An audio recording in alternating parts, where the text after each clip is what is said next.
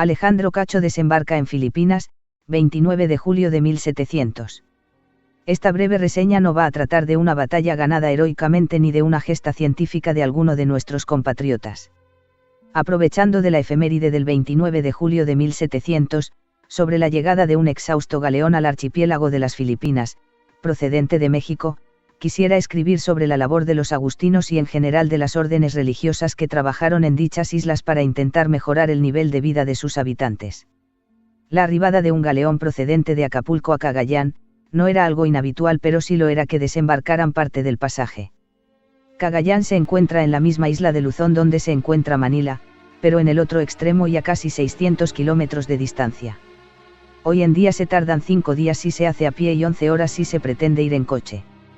El galeón se llamaba San Francisco Javier, no se sabe cuándo salió de Acapulco, pero lo normal en aquella época eran travesías de 3 a 4 meses.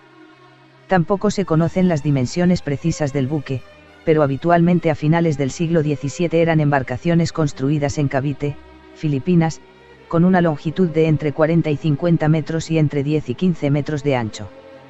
Para hacerse una idea, puestos uno al lado del otro, cabrían 8 en un campo de fútbol.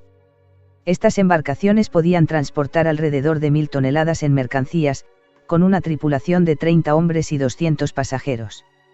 Un viaje de 3 meses, encerrados en tan pequeño espacio y con una alimentación carente de productos frescos, podéis imaginar las consecuencias para la salud, a pesar de que en aquella época los españoles ya conocían la importancia de embarcar extractos de limones y de ciertas plantas para evitar las consecuencias de la vitaminosis, el temido escorbuto. Algunos de los viajeros en este galeón, habían partido de Cádiz el 19 de julio de 1699, cruzado el Atlántico, llegado a Nueva España, atravesado de parte a parte el continente y embarcado en Acapulco. Entre ellos se encontraba el dominico Alejandro Cacho de Villegas. Los agustinos llevaban más de 100 años empeñados en la tarea de evangelización de la población local filipina.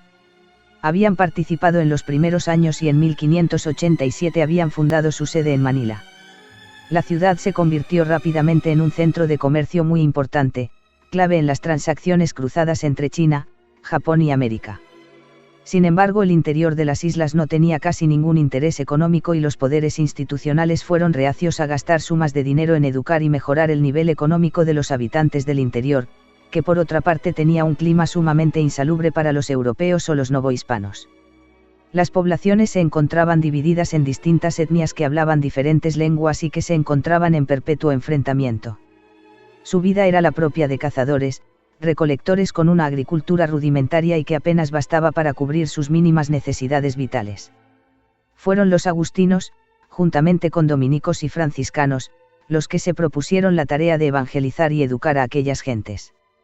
La primera tarea consistía en que abandonaran su vida seminómada y se asentaran en poblaciones, cerca de recursos naturales y fáciles de defender frente a los ataques de sus paisanos que no deseaban abandonar su vida selvática.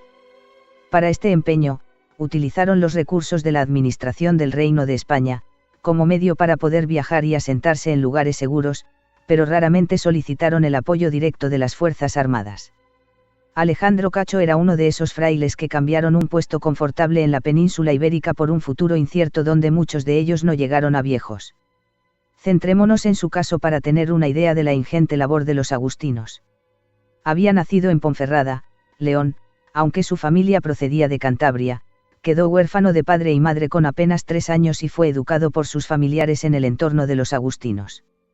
Su familia era acomodada y les había legado suficientes posesiones, como para vivir cómodamente en su tierra natal, pero entró en la orden de los agustinos y solicitó ser enviado a las Filipinas. Cuando llegó a Luzón, tenía 19 años. Sus superiores estimaron que no tenía suficiente formación como afrontar el problema de las montañas de Pampanga, en el norte de Luzón y lo retuvieron en Manila, donde estuvo estudiando las lenguas locales, teología y cuestiones prácticas de supervivencia en aquellas latitudes. No fue hasta mayo de 1705 que recibió el permiso para evangelizar la zona montañosa norte central de la isla de Luzón, en la Pampanga. Ahora tenemos la visión en España que en Filipinas se hablaba el tagalo, pero este es solo el idioma dominante de la zona de Manila.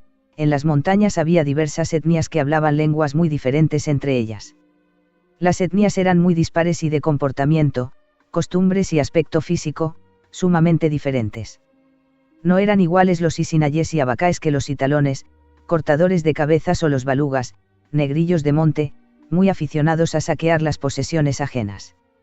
Los agustinos apostaron por la predicación en lengua local y el cambio gradual de costumbres, pero quedaban horrorizados ante prácticas de tipo supersticioso o puramente de falta de respeto al ser humano, como cortar las cabezas de los muertos enemigos, no hacía falta que fueran combatientes, y utilizar sus cráneos en ritos extraños.